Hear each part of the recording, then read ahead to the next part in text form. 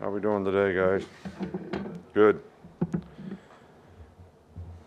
I think everybody should have pride in performance. We talk about personal performance and anything that you want to try to do. And is that more important to you or is it more important to somebody else? But, when you play competitive sports, the other guy's looking at you trying to figure out how am I going to take advantage of beating this guy. And if you have pride in your performance, you're going to make sure you take care of the things that you need to do to play your best. So you learn from past experiences, you improve, and you actually gain confidence in the way you practice and the way you do things. And it fortunately helps you play better and stay focused in the critical time in the game, in big games.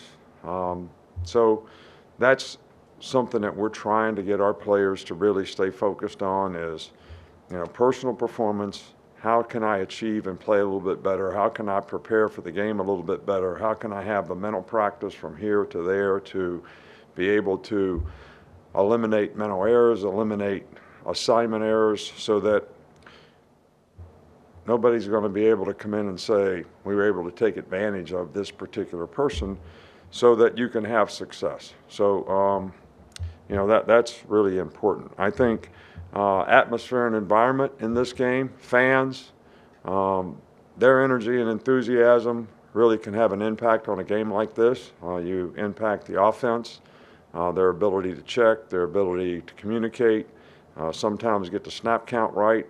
So I think the fans being in this game can, create not only positive energy for our team, which we certainly appreciate, and I know the players appreciate, but also make it more difficult for the other team to operate, when they have the ball. So I think, that energy and enthusiasm is really important too.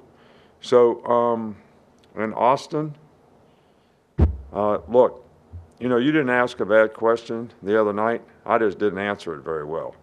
And, when a guy plays well in a game at any position, it should help his confidence and it should help him perform better in the future. But I do think that every player, has to understand that just because I played well, I still want to try to improve the few things that I could have done better. And I think if a person keeps that mindset, then they're always improving, all right, because you're never satisfied and you're always trying to do better. And you don't let complacency creep into your game. And that certainly hasn't happened with Jalen. So, hopefully the confidence that he gained in this game will certainly help him to continue to play, better and better in the future. That's what we hope for as coaches. That's what we try to encourage him to do. So, and that should have been my answer the other night. Start with Nick. What stands out about Texas's offensive line and what they do up front? Well, first of all, they got a really, really good scheme in terms of, the way they try to run the ball. They try to formation you, the motions that they use, the formations that they use. And, their offensive line does a good job of getting a hat on a hat. They're big. They can play physical. They're athletic. They're pretty good pass blockers. So they're just a good all-around group, and they have plenty of experience. So, I think this is one of the better offensive teams personnel-wise and scheme-wise, and the way they're coached to play and execute of anyone that, we'll see this year. Go up front here with Kennington. After the Middle Tennessee State game, Jermaine Burton said that one of the big reasons why he decided to come back was because he wanted to see himself mature as a leader. How have you seen him do that, and how has he improved on the field as well? Yeah, well, I think Jermaine has shown a lot of maturity. And, I think the big thing we've tried to emphasize with all of our players and with Jermaine as well, who you are off the field sort of carries over into who you are on the field. So if you can be responsible and accountable to do things off the field, whether it's go to class, see a tutor, whatever it is, then that's going to create the right habits for you to do the right thing on the field.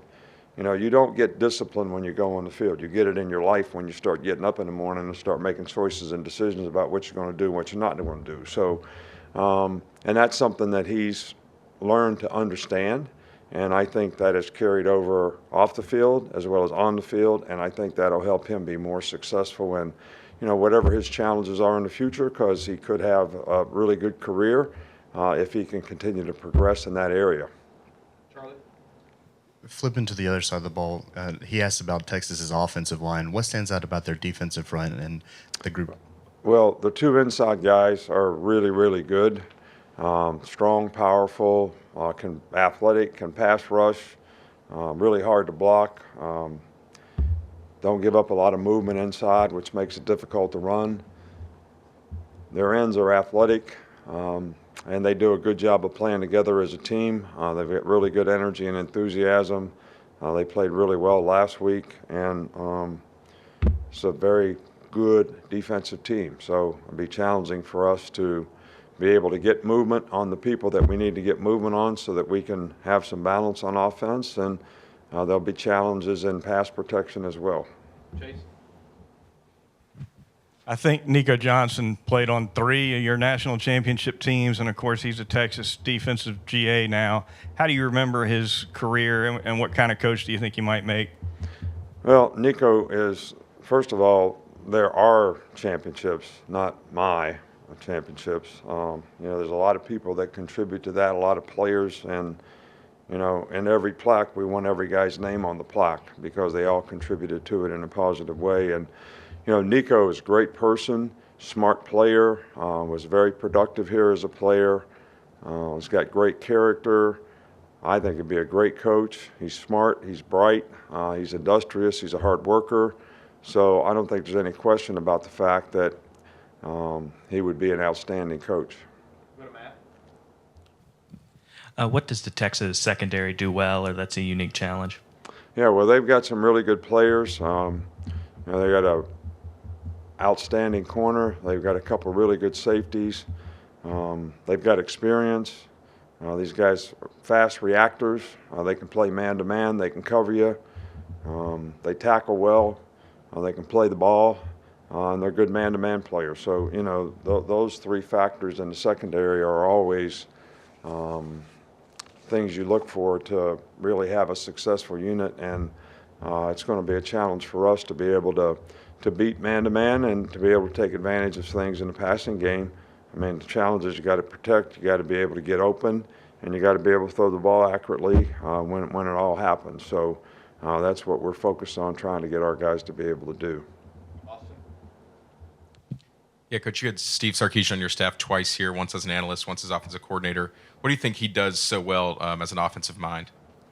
Well, I think Sark is one of the best coaches, we've ever been around when it comes to offense. He's got a great disposition with the players. He's a really good teacher.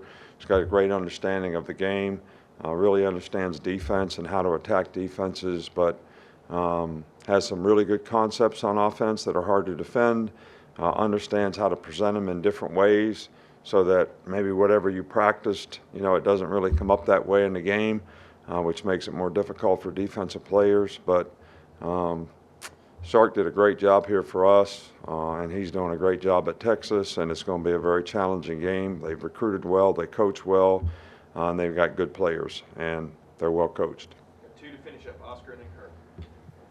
Hello, Coach. How was that moment of decision when you extend your hand to Steve Sarkisian and give him a second chance? Thanks so much. Gracias. I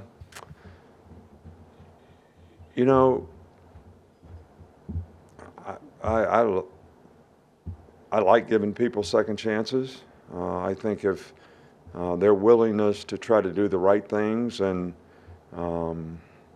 whatever their mistakes were, they're trying to fix it and look for an opportunity. And geez, when Sark was here the first time, he did such a good job. There was no question about the fact that we'd love to have him back a second time. He represented the program well. He's first class in every way. So I'm glad that I gave him a second chance. I'm glad that he came here as, whether it was an analyst or whatever, proved that he could do a good job. And you know, went on to Atlanta to be the coordinator and, you know, came back here to be the coordinator. So, did great. One last one with Kirk. Yes, Coach, we hear this a lot when you're coaching against someone that's been here, like Sark, about the advantage that that coach may have. And I wonder if if that's a two-way street, that it's some advantage to you to coach against someone that's been on your staff, or two, and more likely, I think, that it never comes Well, up in I guess the preparation question or would games. be is, does somebody else know more about what we know than what they know? I mean, yeah, is it an advantage to the other guy that he knows what we do? But we also know what they do. So I don't know how you put that on a scale and say that it's more advantageous to one person than the other. You know, we always try to focus on what we got to do with our players, try to get them to play good and not really worry too much about, you know, the other guys. But, you know, there could be some terminology things that if you don't change it up, they might be able to take advantage of. And I think we're aware of those things and trying to make sure that we don't give them any advantages. But I think it kind of goes both ways. Thanks, Coach. All right, thank you.